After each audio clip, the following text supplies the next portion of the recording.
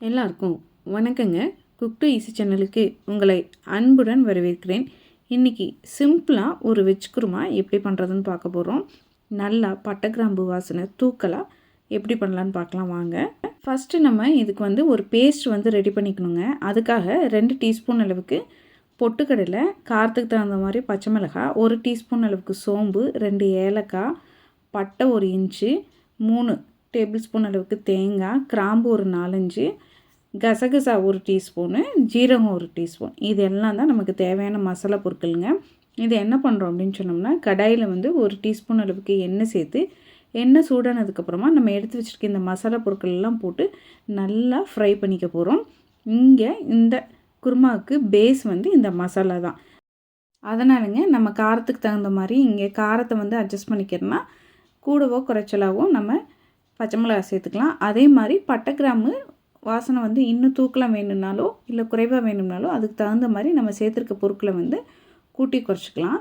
இங்கே ஒரு சின்ன துண்டு இஞ்சி இதில் சேர்க்குறேன். அதே போல் ஒரு 6-7 பல் பூண்டும் சேர்க்குறேங்க. சேர்த்து இதையும் சூட்டில் நல்லா ஃப்ரை பண்ணிவிட்டு அடுப்பை ஆஃப் பண்ணிடுங்க. இதை ஆறுனதுக்கப்புறமா மிக்ஸி ஜாரில் போட்டுங்க நல்லா மைய ஒரு பேஸ்ட்டாக அரைச்சி எடுத்துக்கணும். இந்த பேஸ்ட் ரெடி ஆயிடுச்சுன்னா நம்ம குருமாவை சட்டுன்னு பண்ணிடலாம்.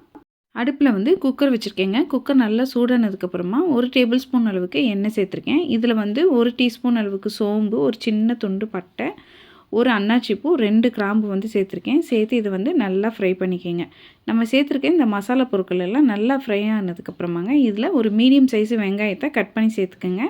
வெங்காயத்தை சேர்த்து இந்த வெங்காயத்தையும் நல்லா நம்ம ஃப்ரை பண்ணி எடுத்துக்கணும். வெங்காயம் நல்லா ஓரளவுக்கு ஃப்ரை ஆனதுக்கப்புறமா இது கூட கருவேப்பிலையும் போட்டு ஃப்ரை பண்ணிவிட்டுங்க நம்ம வெட்டி வச்சுருக்கக்கூடிய காய்கறிகளை சேர்த்துக்கலாம். இங்கே இந்த காய்கறிகள் நம்மளுடைய விருப்பம் தான். இங்கே பீன்ஸு, கேரட்டு, பட்டாணி இந்த 3 காயும் நான் கட் பண்ணி சேர்த்துருக்கேங்க.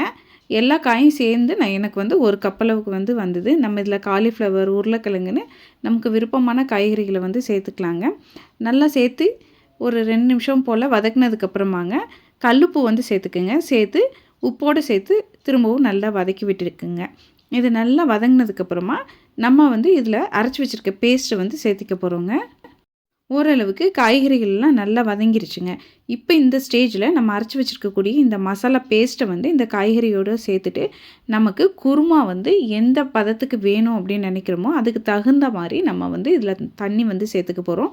தண்ணி சேர்க்கறதுக்கு முன்னாடி ஒரு முறை இந்த பேஸ்ட்டை வெஜிடபிளோடு நல்லா கலந்து விட்டுட்டு ஒரு 10 செகண்ட்ஸ் போல் வதக்கிக்குங்க. வதக்கிட்டு நம்மளுடைய குருமாவுக்கு தேவையான அளவு தண்ணி ஊற்றி நல்லா கலந்து விட்டுக்குங்க.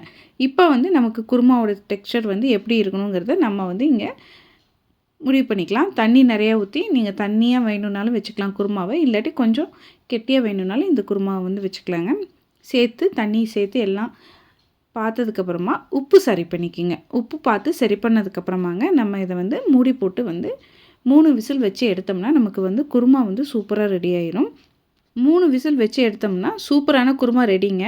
இங்கே குருமா நீங்கள் இதே மாதிரி அப்படியே சர்வ் பண்ணலான்னு பண்ணிக்கலாம். இல்லை இன்னுமே எனக்கு க்ரீமியாக வேணும் அப்படின்னு நம்ம நினைக்கிற பட்சத்தில் நம்ம இந்த குருமாவில் ஒரு 1/4 கப் அளவுக்கு நல்ல கெட்டியான தேங்காய் பால் சேர்த்துக்கலாங்க. இந்த ஸ்டேஜில் நம்ம சேர்த்து அதை ஒரு 10 செகண்ட் போல் நம்ம கொதிக்க வச்சு எடுத்துக்கலாம். அப்படி இல்லாட்டி 1 டேபிள் ஸ்பூன் அளவுக்கு கார்ன்ஃப்ளவர் மாவை நீங்கள் தண்ணியில் கரைச்சி அந்த கார்ன்ஃப்ளவர் மாவை நீங்கள் இந்த குருமாவோடு சேர்த்து நல்லா ஒரு 10லேருந்து 15 செகண்டுக்கு கொதிக்க வச்சு எடுத்திங்கன்னா நமக்கு சூப்பரான வெஜ் குருமா ரெடி ஆயிடுச்சுங்க. இங்கே இந்த கார்ன்ஃப்ளவர் மாவோ இல்லாட்டி தேங்காய் பாலோ ஆப்ஷனல் தான். உங்களுக்கு விருப்பம்னா நீங்கள் சேர்த்துக்கலாம். இது மாதிரி நம்ம சேர்க்கும் பொழுது அந்த குருமாவோட டேஸ்ட் இன்னுமே நமக்கு என்ஹான்ஸ் ஆகுங்க.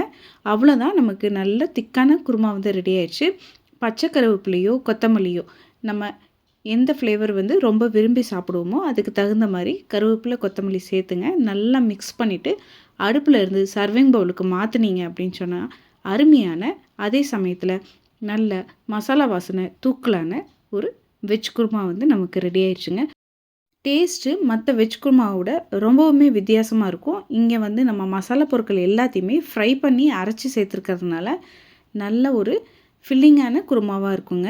இட்லி, தோசை, பூரி, சப்பாத்தி, பரோட்டான்னு எல்லாத்தோடையும் இந்த குருமா சூப்பராக செட் ஆகும்.